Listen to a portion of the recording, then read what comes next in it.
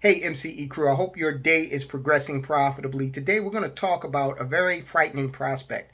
Americans running out of money. I had a client approach me a few weeks ago and he said, hey, look, it's too late for me to start saving and investing.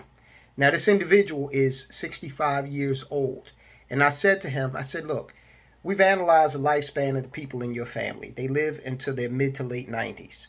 You could potentially have another 3 decades or more on this planet.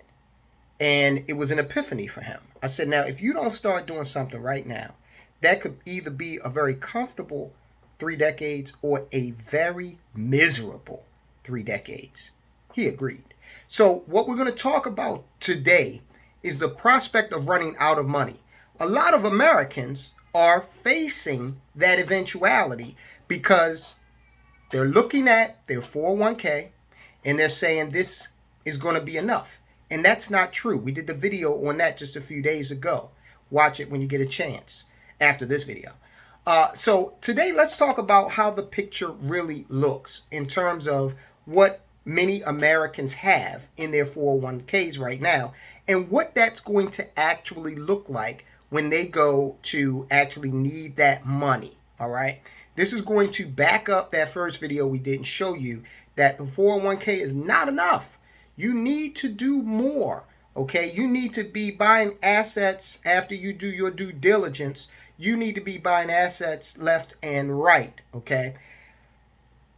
Keep in mind, what typifies the middle class and the poor is the fact that they purchase stuff, depreciating items, while the wealthy purchase appreciating income-producing assets. Remember that as we go along here. We're going to link to this article, as we always do, the articles that we analyze. Here's how much money Americans in their 50s have in their 401ks. Now listen, if you're 30, I don't want you to cut this video off now that you heard something about 50 because you think that 50 is a lifetime away. It's not. It's going to be here like that, okay? So I don't care what your age range is, 20 to 65 or older, listen up.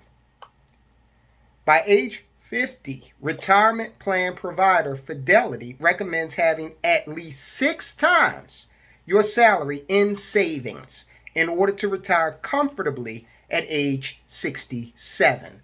By age 55, it recommends having 7 times your salary. Now let's analyze that. All right. They're saying that in order to retire by 67, you're almost 70 at that point. Now, let's just play it honest. When you're 70, what do you want? What would you prefer to be doing? Would you prefer to be on a golf course if you play golf? Or would you prefer to be going into a job and working because you have to? All right. Think about that. Most 50-something Americans aren't on track. Those between 50 and 59 years old with a 401k had an average balance of $174,000 and were contributing 10.1% of their paychecks. Now check this out. It's not that people are not contributing. It's just that what they're doing is simply not enough in that 401k vehicle. On average, employers were matching 5.1%, putting the total savings rate for this group at 15.2%. These people are saving over 15%, okay, when you include the match, and it still is not enough. All right, look at this table here. We're sharing the average 401k balance by age, and you'll see 20 to 29, 11,800, almost 12,000, on up to 60 through 69. The 60 through 69 group, that 69 especially, is past that 67 retirement age that we talked about earlier in the article. And on average, they've got $195,000. Now, you might say, oh, well, $195,000, that's something, is it? If you're taking 10% off of that, and remember, we are not accounting for taxes and we are not accounting for inflation. That at 10% without taxes, without inflation, is going to get you about $20,000 a year in income at the best case scenario. Can you live off of that in retirement? You tell me.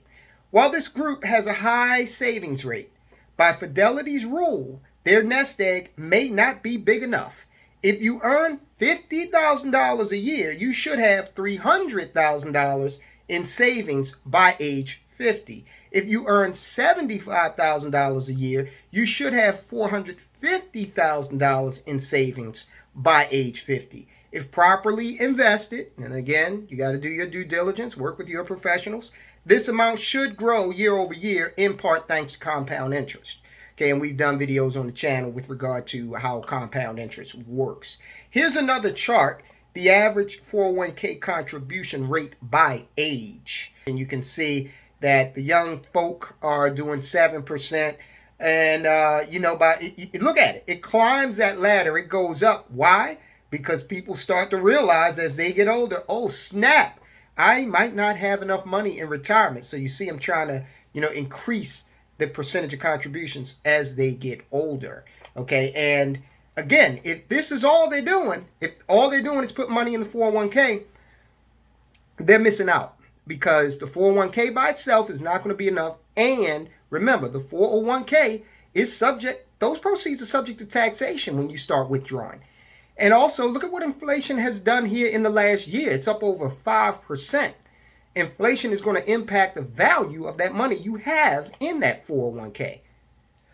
Can you imagine the impact of inflation on your 401k after 20 or 30 years? All right. How much should I be saving for retirement? Well, let me answer that for you. As much as you possibly can. Okay. As much as you can. Because remember, if you're out there buying assets and you're really doing this thing right, whether you own a business or whether you are a W-2 employee, if you're really putting a pedal to the metal on assets, then there are ways that you can manipulate those assets in order to draw an income without spending down the underlying asset, that being the principal of what you've put away, or the real estate, or the commodity, the gold and silver. You can borrow against that under certain circumstances. We did a video about that. You can also borrow against the cash value you have in a properly structured cash value life insurance policy. And when you do that, you don't pay any taxes on that. And when you take a loan that is predicated or backed by your assets, you don't pay any taxes on loan proceeds. And they're they're thinking about changing that from a legislative standpoint. I don't think they're going to be successful. So let's get into what CNBC says they think you should be saving, how much they think you should be saving. Let's see if this is an appropriate amount. There's no way to give a blanket answer to the question of how much you should be saving for retirement. Yes, there is. As much as you can. It's highly personal and depends on many factors. But for people in their 50s, it's important to take advantage of their peak earning years. That's right. Okay? When you retire, you don't want to go back to work. You certainly don't want to take a job that you see a lot of these retirees taking, which has them in fast food joints with foolish young people, or in Walmart greeting people. Who wants to?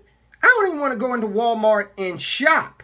Okay? I get in, I get out. If I don't have what I need by 1 p.m., I scratch it off my list for that day. I go the next day. So can you imagine someone who's worked 30, maybe 40 years, having to get up and go to Walmart and be managed by some snot-nosed 23-year-old fool? Okay? Anyway, Fidelity recommends saving 15%. And that amount includes contributions from your paycheck as well as any contributions from your company. Okay, but look, they're saying that's not enough.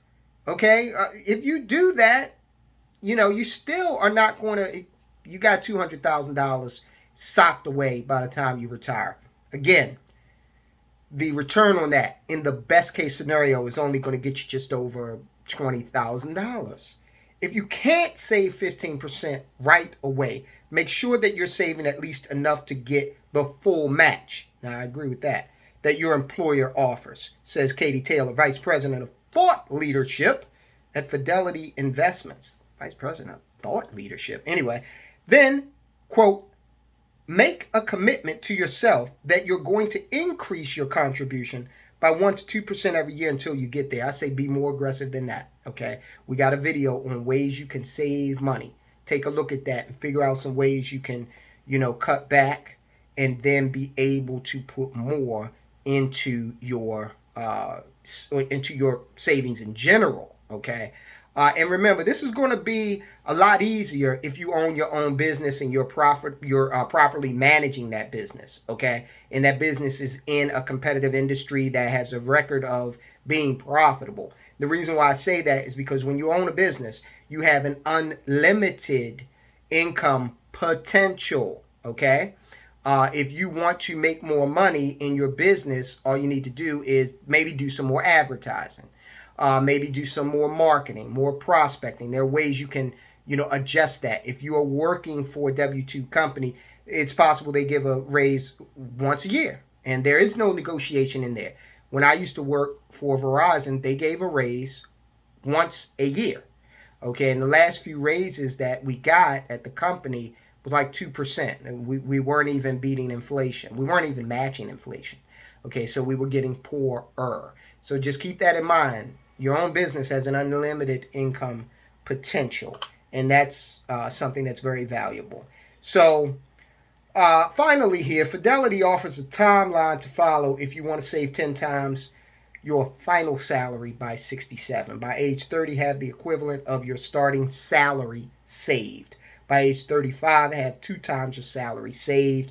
On up through 40, 45, 50, they go in 5-year increments, and you go from starting at having your salary saved to on through 60, having 8 times your salary saved. Okay, so let's think about that. If you got 8 times, let's say you make $100,000. Let's just be, generous. You're making $100,000, so they're saying by age 60 you should have $800,000 saved. Okay, so best case scenario. Let's not account for taxes. Let's not account for inflation. You're going to be able to pull out $80,000 by the time you want to retire, okay? Let's just keep it kind of conservative and say that, with compounding and whatnot, you've got $800,000, okay? So $80,000, can you live off that? I don't know. I don't know your lifestyle, and I don't know what inflation will have done to the value of your money by that time. Okay, I don't know what your tax bracket is and how that will impact your principal or that $800,000 you've saved. So see, all of that plays a factor. That is why you must save as much as you possibly can, and you need to also do that in a variety of vehicles. Some that are tax deferred to help you out now, lowering your tax bill now. Some that are take into account the money you're putting in having already been taxed, so that later on down the road, you will be able to access that money tax-free, like a properly structured cash value life insurance policy, or like we talked about with Peter Thiel and how he utilized the Roth IRA. Okay, guys, hope you got a lot out of that. I will talk to you soon.